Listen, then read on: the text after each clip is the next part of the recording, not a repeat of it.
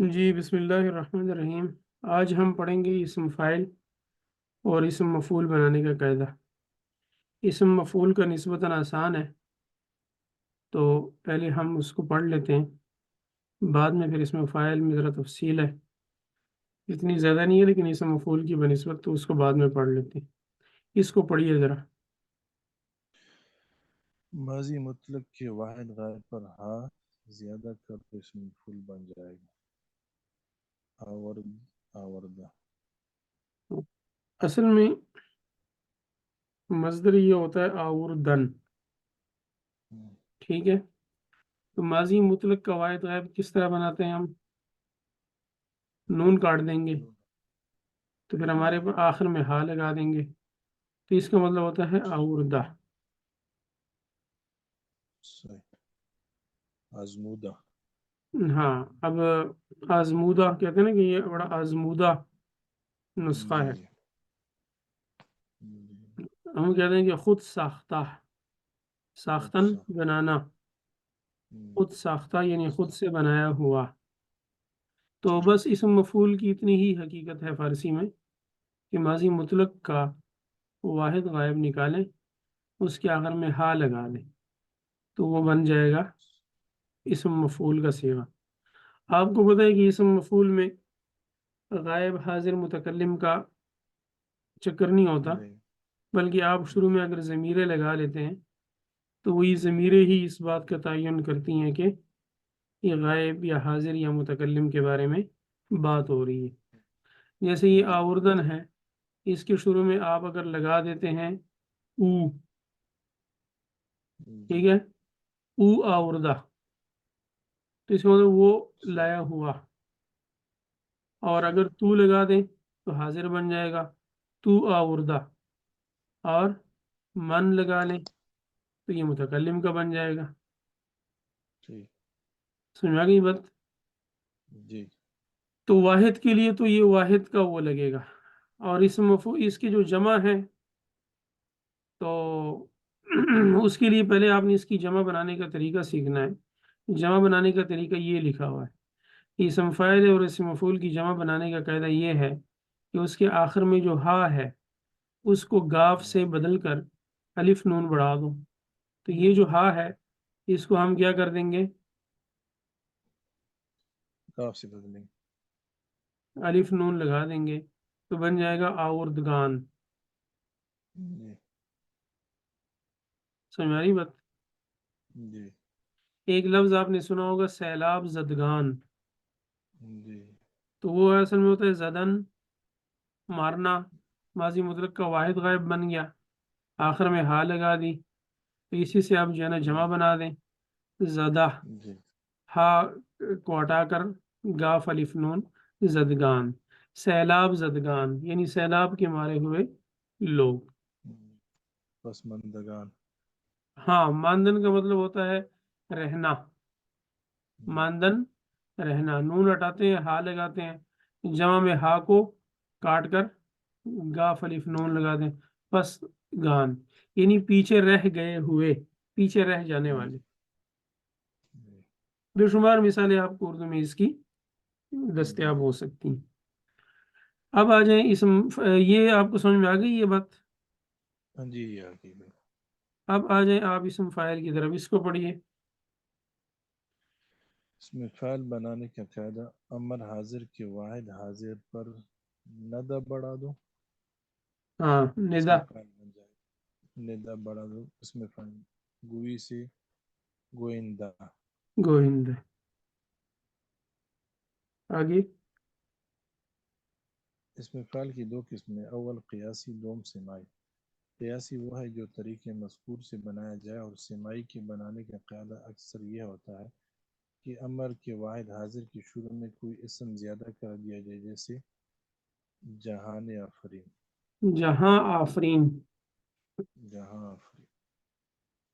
اچھا، پہلے اس لائن کو کلیئر کر لیتے ہیں، امر حاضر کا واحد حاضر، تو پہلے تو یہ تعین کرنا ہے کہ امر حاضر کا واحد حاضر بنتا کس سے ہے، یہ آپ بتائیں گے؟ فعل مضارع سے بنتا ہے۔ فعل مضارع کے واحد حاضر سے، جیسے واحد گفتن حاضر کہنا، اس کا مضارع ہے گوید واحد غائب. گوئی گوید، گویند او اور گوئی. کیا بنتا ہے؟ گوئی گوئی. ہم امر حاضر کے لیے کیا تبدیلی کرتے ہیں؟ یا کو ہٹا دیں گے، وہ شروع آخر میں والی یا بائیں کو کا ہٹا دیا تو ہمارے پاس رہ گیا گوئے. گوئی، آخر میں ندا بڑھا یہ بھی دیا ہٹ جائے تو کیا بن جائے گا؟ گا. جی جی ترجمہ وہی عربی والا، اس میں فاعل کا جو ہے کہنے والا. صحیح. سمجھ آ گئی بات؟ جی اچھا. کردن کرنا، کند مضارع ہے اس کا. کند، اس کا واحد غائب واحد حاضر کیا بنے گا؟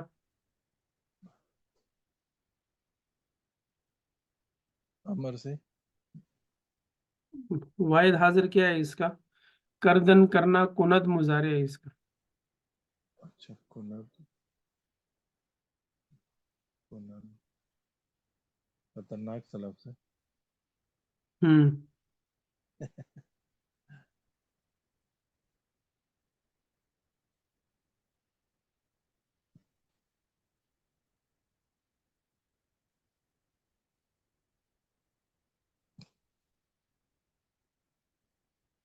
دیکھیے نا، گوید، اس کا واحد حاضر کیا تھا؟ میں نے میں نے آپ کو بتایا نا کہ خطرناک سا لفظ ہے. اچھا. ہاں بالکل ایسا ہی ہے. ہمارے زبان کے لحاظ سے تو بڑا خطرناک. اس لیے میں تھوڑا سا ججک رہا ہوں نا آپ سے ٹھیک ہے. سوال کر. تو بہرحال ہم اس کو جو ہے نا کاٹ دیتے ہیں یا کو، جی اور آخر میں ندا بڑھا دیا تو کیا بن گیا؟ کنندہ. سمجھ آ گئی بات؟ جی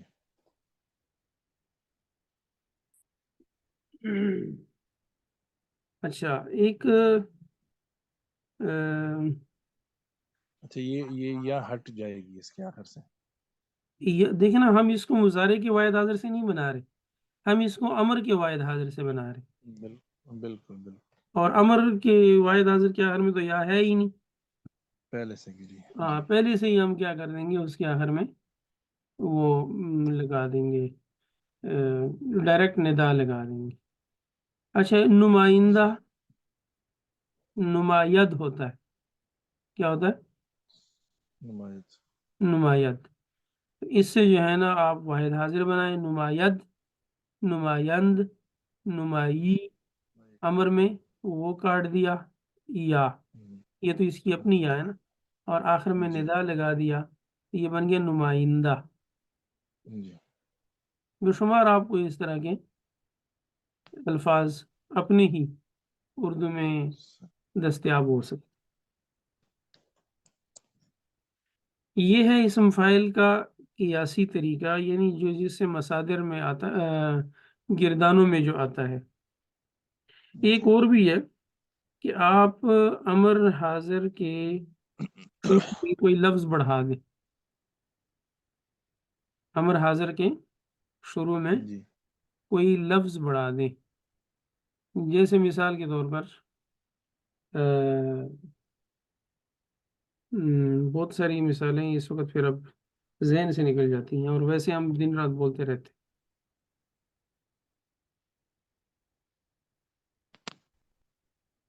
یہ جو دی ہوئی ہے، پہلے اس کو تو میں آپ کو سمجھا دوں. جہاں آفرین، یہ اصل میں ہوتا ہے آفریدن، پیدا کرنا.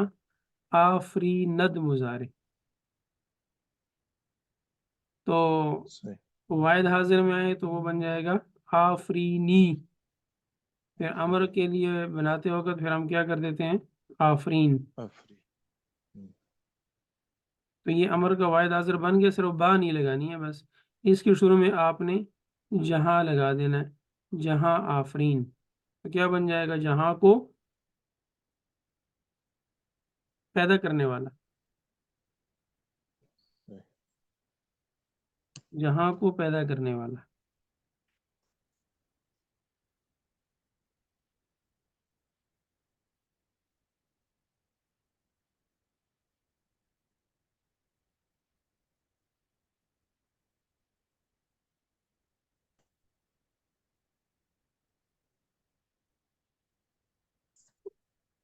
یہ دیکھیں گرفتن پکڑنا، گی رد مضارع ہے اس کا، تو گی رد، پھر گی رند، گیری، یا کاٹ دیا اور گیر رہ گیا، جی شروع میں لگا دیا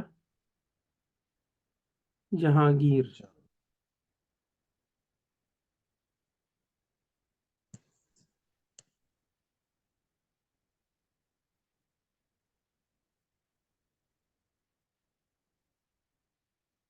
ایک لفظ آپ نے سنا ہوگا دل نشین، جی یہ ہے نشستن، بیٹھنا، اس کا جو وہ ہے مضارع نشی ند ہوتا ہے، واحد حاضر میں پھر نشی نی ہو جائے گا، اور امر کے لیے پھر ہم اس یا کو بھی کاٹ دیتے ہیں تو نشین بن جاتا ہے، نشین شروع میں لگا دیتے ہیں دل، یہ بن جاتا ہے دل نشین۔ نشین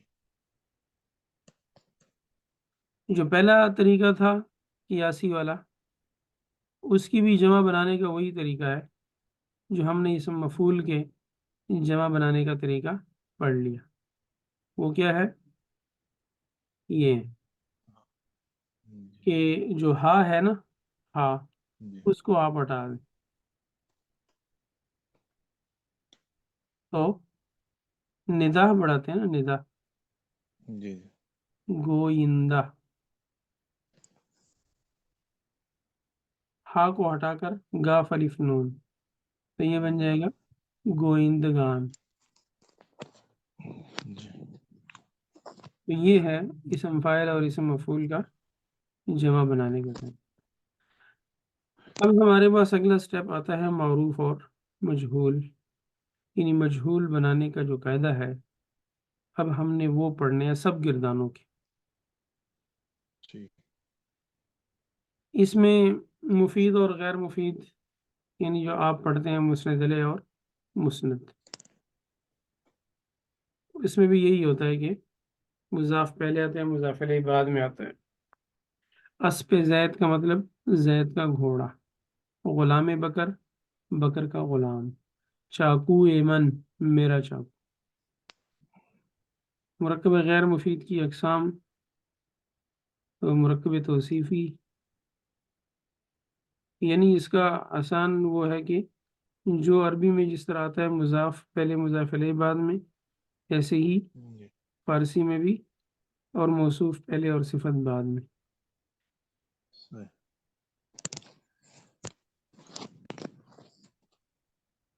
یہ میں نے آپ کو اسی وقت بتا دیا تھا کہ یہ جو ہے نا ضمیر مرفوع متصل ہوتی ہیں، یہ والی سازد میں ضمیر پوشیدہ ہے، یعنی یہ وہ ہے ساختن بنانا سازد مضارع۔ اب انہوں نے مثال اس کی دے دی ہے، ورنہ جتنی بھی صیغے ہیں نا، جتنی بھی گردانے، اس میں یہ نون دال، یہ جمع غائب کی فاعل کی ضمیر ہے اصل میں، جی یا جو ہے واحد حاضر کی فاعل کی ضمیر ہے، یا اور دال جمع حاضر کی فاعل کی ضمیر ہے، میم واحد جی متکلم کی، اور یا میم جمع متکلم کی۔ اچھا، فعل سے اور اسم سے ملنے والی ضمیریں، یہ وہ ہیں جو جس کو میں نے آپ کو بتایا کہ یہ فعل کے بعد آتی ہیں تو مفعول بنتی ہیں، یعنی ضمیر جی منصوب متصل، اور اسم کے بعد آتی ہیں تو یہ مضاف الیہ بنتی ہیں، یعنی مجرور بن جائے گی۔ اس میں یہ شین ہے اور شان ہے، تا بھی ہے اور یا بھی ہے، پاں بھی ہے جی جمع حاضر کے لیے، میم اور ما۔ ماں تو یہاں پر دادش یہ فعل کے آخر میں آ رہی ہے تو مفعول بنے گی، غلامش اسم کے آخر میں آ رہی ہے تو مضاف الیہ۔ سب کی یہی مثال ہم پہلے پڑھ چکے ہیں۔ فعل سے الگ آنے والی ضمیریں، یعنی ضمیر مرفوع منفصل، او اور آ، وے بھی آتا ہے لیکن انتہائی کمزور، آنا اور آنہا، یہ جمع غائب کی، تو، شما، من اور ما۔ سمجھ میں آ رہی ہے بات؟ جی جی اب آ جائیں آپ اس میں اشارہ کی طرف۔ عربی کے جو ہے نا ہاضا، ہاضانی، حاضی، ہاتانی، تو این کا مطلب کیا ہوتا ہے؟ کہتے ہیں کہ فارسی کے اسماء اشارہ دو ہیں، ای اور آ۔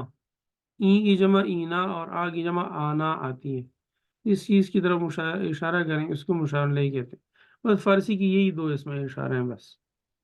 یا ہاں، چاہے اب عربی میں آپ کو پتہ ہے کہ غیر انسان کے لیے جمع کے لیے وہ جی ہی اور تل کا آتا ہے، اور انسانوں کے لیے ہاؤلائے اور اولائے کا آتا ہے، اس جی میں وہ تفصیل نہیں ہے، بس واحد کے لیے ای صحیح ہے اور جمع کے لیے آ ہے، انسان غیر انسان سب کچھ جو ہے نا۔ یہ ہے ٹھیک فارسی کی اسماء موصولہ۔ وہ اس سمے کہ جب تک اس کے بعد ایک جملہ نہ ہو وہ ناتمام رہتا ہے، اس جملے کو صلہ کہتے ہیں۔ جیسے جو شخص کل آیا تھا وہ زید کا بھائی ہے۔ اب عربی میں تو الذی ہے، یہاں پر ہر کے، ہر آن کے، آنچے، ہر آنچے، یہ اسماء موصولات ہیں۔ اس مثال میں جو شخص اسم موصول ہے اور کل آیا تھا صلہ ہے۔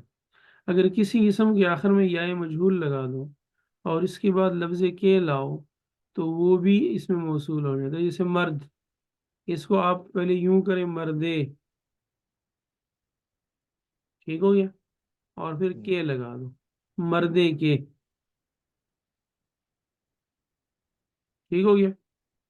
جی جس اسم پر لفظ آ ہو اس کے بعد کے ہو وہ بھی اسم موصول ہو جاتا ہے۔ جیسے کے، آ کے یا آکس کے،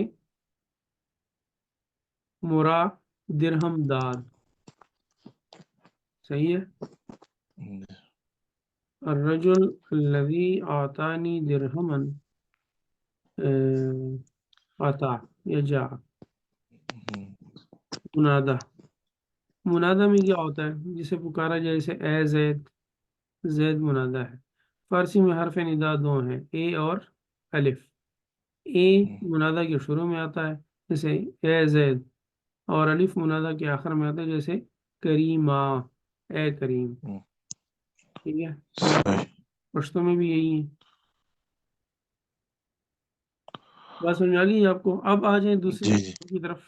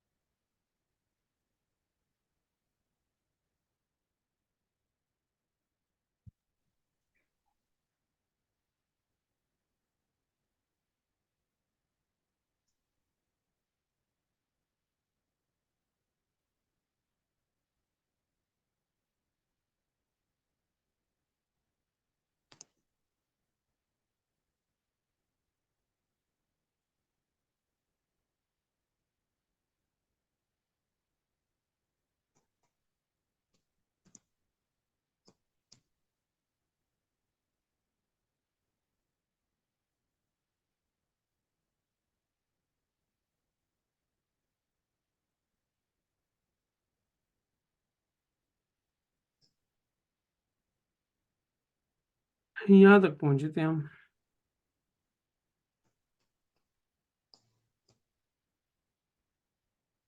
یہ تو ہم نے پڑھ لیا تھا نا۔ جی جی سبق ہشتم کے ہنوز، ہنوز کا مطلب ابھی یا ابھی تک، اب تک۔ ہم نے کہا نا کہ ہنوز دلی دور است، جی امروز آج کا دن، ام شب آج کی رات، فردا کل آئندہ، اکنوں اب، حالہ بھی اب، دیروز کل گزشتہ، دیشب کل رات گزشتہ، پس فردا پرسوں آئندہ۔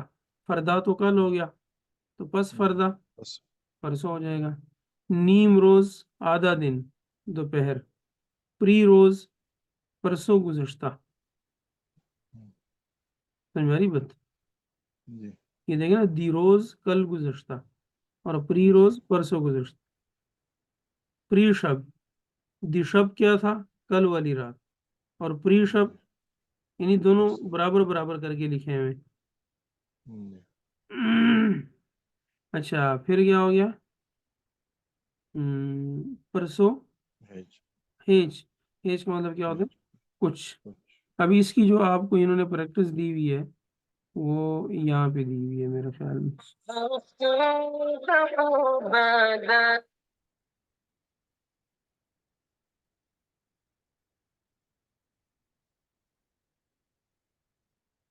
یہ اکنو می روم حالا کجا می روی، امروز چے کر دے دیروز کجا رفت بودی.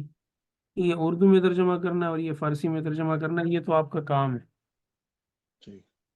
پھر یہ ہے بالا اوپر، فرود نیچے، پیش آگے، پس پیچھے، راست دایاں اور چپ بایاں. بائیں. اینجا یہاں، آجا وہاں، راہ راستہ، دست ہاتھ. تو اس کی بھی جو ہے نا، آسمان بالائے سر است، زمین زیر قدم است، پیش تو اسب است، تمہارے سامنے گھوڑا ہے. اب آ گیا یہ والا، دان دان کدا. تو دان سے کیا بنتا ہے؟ قلمدان خاندان. ستان سے جیسے گلستان بوستان. کدا سے غم کدا آتش کدا. سرائے ماتم سرائے مہمان سرائے. زار گلزار لالہ زار. آباد جلال آباد اور فیض آباد. کلمت در قلمدانم نیست، امروز آتش کده دیدم، گلزار شما کجاست. سمجھ آ گئی بات؟ جی. تو بس یہی ہے ہمارا جو کام ہے، اس نے یعنی یہی ہمارا